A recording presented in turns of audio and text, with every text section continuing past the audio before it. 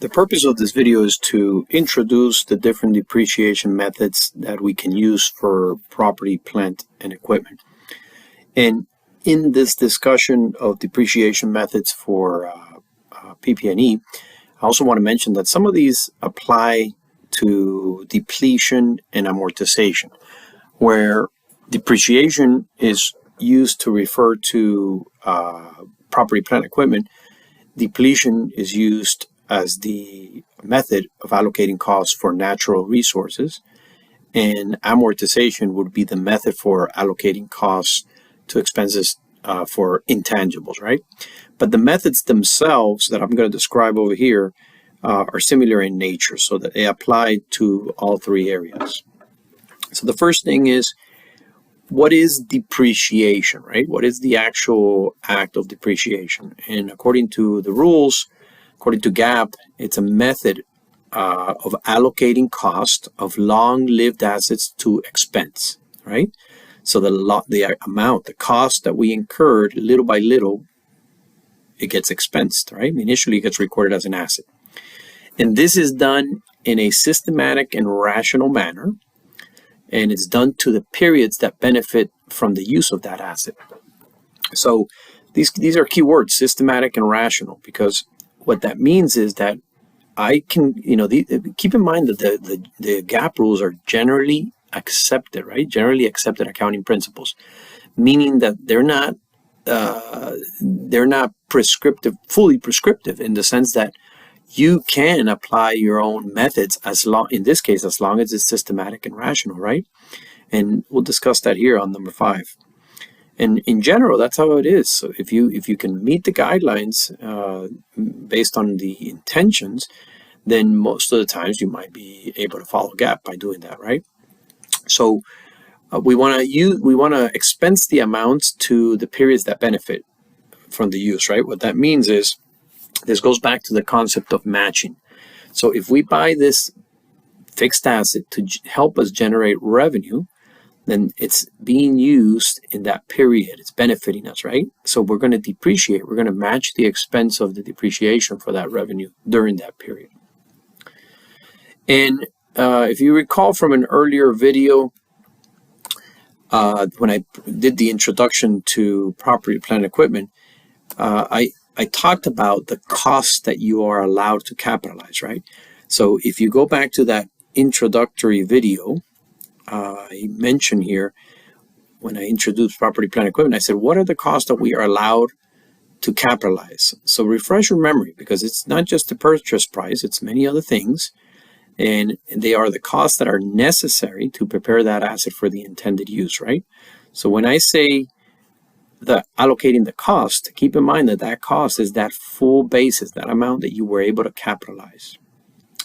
All right, a few methods here. Let's talk about them. Big distinction here between yellow and green.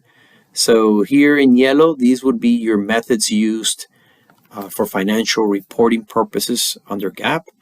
And then in green here, this would be your depreciation methods according to the Internal Revenue Code. So in other words, for taxes.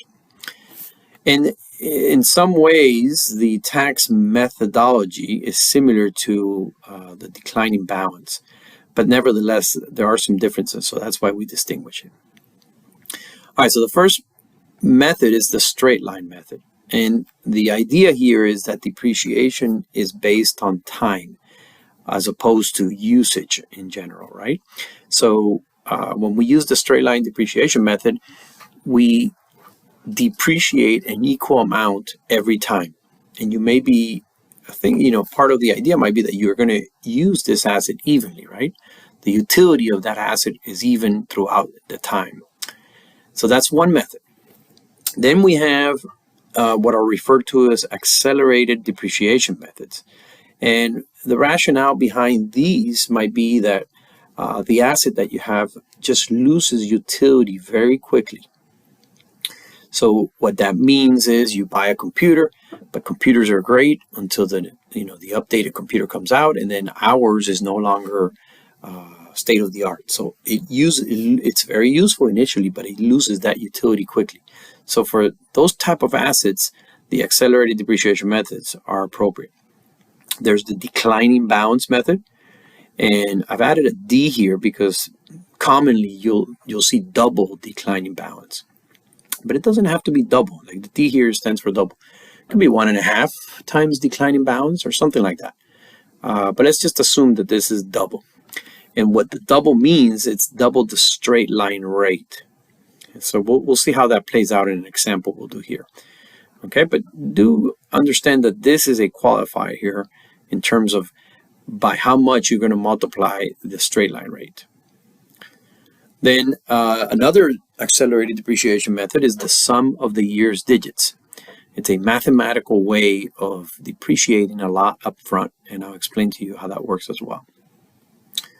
So here we have one depreciation method that is mostly based on the idea that the asset loses utility over time. Then a couple of depreciation methods here based on the idea that the utility loss is very quickly up front. And then we can also use activity methods, units of production depreciation methods. So under the units of production method, we are not sure how this asset might be used, but we're going to depreciate it based on the usage. So it could be that one period we use it a lot, and then another period it doesn't get used much. So because of that, the more appropriate depreciation method would be something like this activity method. Companies also combine assets into one group or composite as well.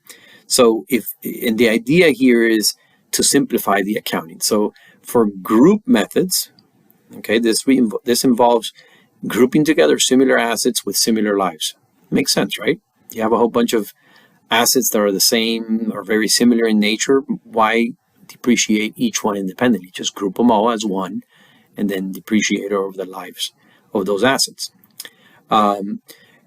Composite methods are sometimes used as well, not as common, but this is where you aggregate the similar assets and you average out their lives and then use that as the depreciation useful life.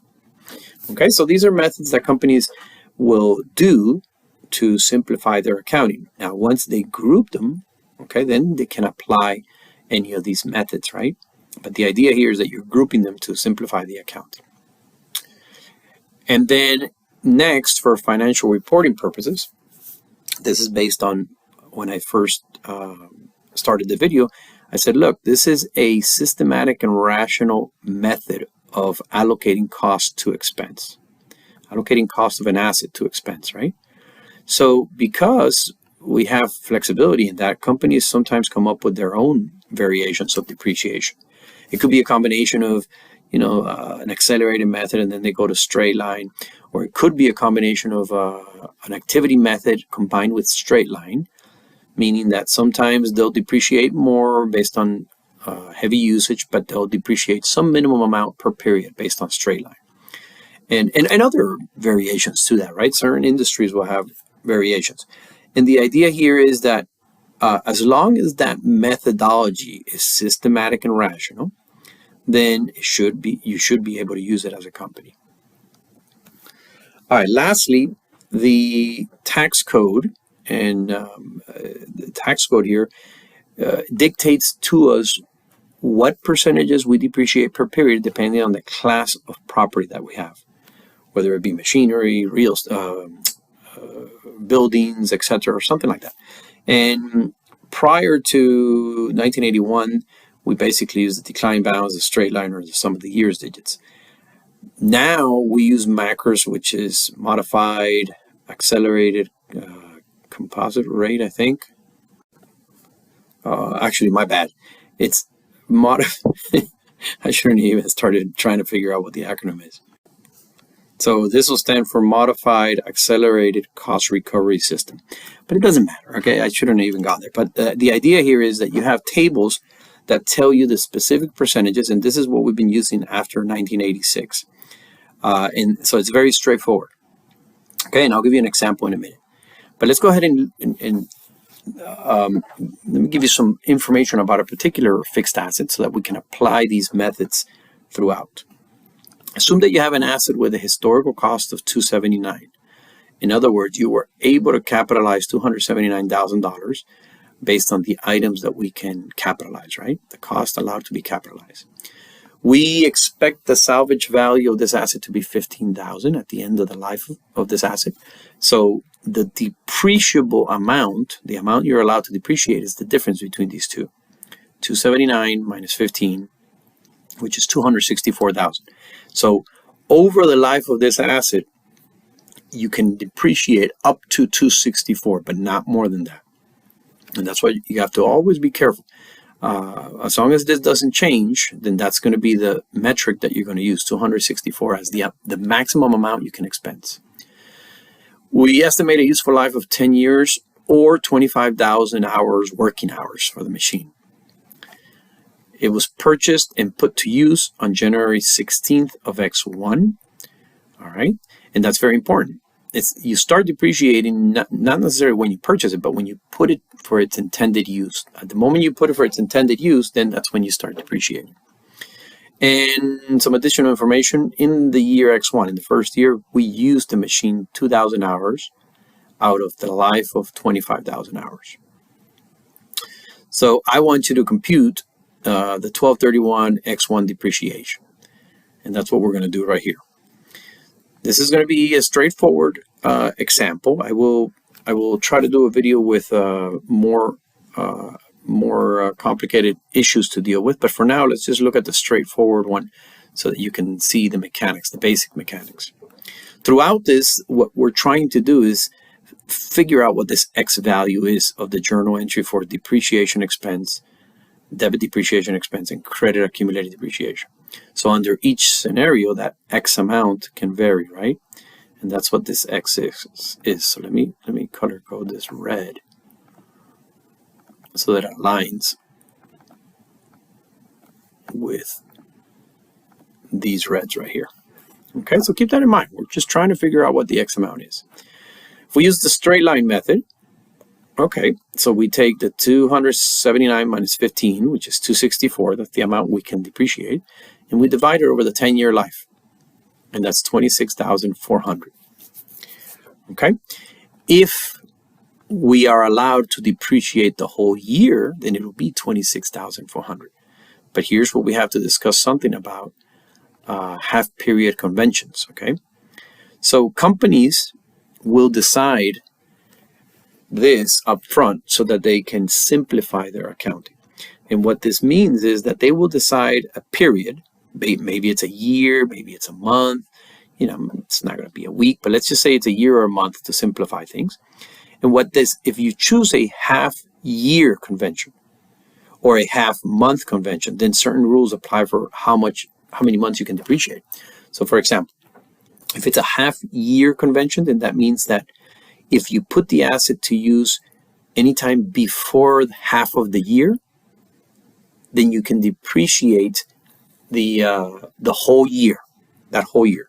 But if on the other hand, you put that asset to use after the halfway point of that year, then you will not depreciate that year. You'll start depreciation the following. So in other words, the half period of whatever that period may be will determine whether you depreciate the full period or the next period. If I were using the half-month convention, for example, notice how I put this asset to use on January 16th. Well, if I'm using the half-month convention, the 15th of each month is the halfway point, roughly. If I put that asset to use one day after the halfway point, then I don't depreciate January. In other words, my full first depreciation month would be February. So if I were doing the computation here for 1231x1, I would not depreciate the whole 26,400. I would depreciate 11 months out of 12, whatever that fraction is. I would multiply it, and that's my depreciation for the first year. Now, for sake of simplicity here, let's just use the half-year convention, because I'm more interested in showing you the mechanics of the methods themselves first than getting bogged down in other details. I'll create a video that will go into those other details, but for now, let's just do the straightforward. So if it's a half-year convention, If I put the asset to use before 6/30, June 30th, then I depreciate the whole year. And that's the case right here, because I put it to use before June 30th, half of the year. So because of that, the first year depreciation will be the full $26,400. That will be a debit here and a credit here to accumulated depreciation. If I'm using the double, okay, so if I'm using the double declining balance, my double declining balance rate is going to be 20%. And the way I figure that out is I take the straight line rate and I multiply it times 2 because it's double. And my straight line rate basically is going to be taking 100% and divided by the number of years. So in this case, 100% divided by 10 years useful life gives me 10% per period. Well, that's my straight line rate, 10%. I'm going to double that, and that's 20%. So basically, I would grab the whole cost, $279,000, and I'll multiply it times that double declining balance rate. And my depreciation for the first year would be $55,800. Now, notice the big difference between straight line and double declining balance. If you use this method, you're going to depreciate $26,000. If you use this method, you're going to depreciate roughly $56,000. It's a big difference, right? And that's part of the intention for these accelerated methods. You're going to depreciate a lot up front, but then it starts going down over in the later years. All right, the sum of the years digits, another accelerated method, has some quirky math. And under this method, you're going to first compute the denominator. I mean, it doesn't matter the order, but let's first compute the denominator, right? And the denominator here is going to be the summation of all the year's digits, just as it states right here, summation of the year's digits. So if this is a 10-year asset, you're going to go in there in 10 plus 9 plus 8, etc., until you get all the way to 1. And this gives you 55. So this is the denominator you're going to use each year. And then the numerator is going to be the year in which you find yourself. So if we're in the first year, we're going to use this as the numerator, the number on top of the fraction, and then we're going to use 55 as the denominator. So when we do that, we take the depreciable cost, 264, and we multiply it times 10 over 55. And that gives us $48,000. And again, that's a higher depreciation than straight line, obviously, because it's an accelerated method. So any of these methods will work depending on what applies in your situation. Is it based on time? Is it a loss of utility that occurs quickly? Or, as in the case of activity methods, is it based on varying usage? By the way, I have a little note here that instead of having to sum up all the digits, as I did here, you can just use this little shortcut formula where n equals the useful life, and then you'll get this 55 for the denominator. All right, next, for the activity method, well, you would divide the depreciable cost by the useful life in units in whatever activity measure you're using. So in this case, it was 25,000 hours, right? That's the life. So that means that we're going to depreciate $10.56 per hour of the machine running. If you have automobiles, that'll be per kilometer, per mile, whatever the case may be, or different units for different assets. But the idea is that you're going to be basing it on the usage of that asset. So what this means is that the first year, we're going to use the rate times 2,000. If you recall, I told you that this asset was actually used 2,000 hours in X1. So because of that, I'm doing that computation here. And that's 21 and change. No comparison between this and the others because this is obviously based on the usage, right? So that's just whatever it is. And then for these, I don't have an example here because this could just be company specific. So we don't know what companies will do. So whatever the approach they use to combine assets, that'll be what you do. Same here for the company derived methods. We just don't know specifics. All right. And then finally, for the tax depreciation, assuming that this is a 10-year asset, just like we said right here, useful life, you'll go to the table and you'll look up the asset class that you have, and it'll be laid out straight for you. It'll say in year 1 you need to depreciate 10%, in year 2 you need to depreciate 18%, etc. And it'll just be straightforward like that. And here you will take the full historical cost, not the depreciable amount. For tax purposes, you're going to get all that cost to a deduction. So you take the full historical cost times the rate that they give you, and that's your depreciation for tax purposes. All right. Now, a couple of important points here. And I'm going to go back to this idea here. 279 minus 15,000 is your depreciable amount. The depreciable amount is what the maximum you can expense. And in none of these, that's going to be an issue because you've accounted for the useful life right here, the 264. Notice how here you use 264 as well. And here, when you multiply times 2,000, you're going to use 2,000 out of the 25, and you're not going to go above that, and it's based on 264 as well. But with the double declining balance, or any declining balance method, you end up you start out with the book value at each period, right? And it means that the first time you use it, it's going to be based on the full historical cost, not the depreciable amount of 264 as we used in all of the others. Because of that, you have to be careful that you, over time, over the 10 years that you do these computations, you got to make sure that the amounts you compute, the reds, the depreciation expense amounts, in summation, they cannot be more than 264. So whenever you get to a period in which the computation gives you more than a total of 264, that's when you might have to transfer to straight line, or you may have to just adjust the depreciation amount for that year. So be careful with that. Okay, this concludes the video introducing depreciation methods per GAAP, and as well a little bit of the tax depreciation approaches.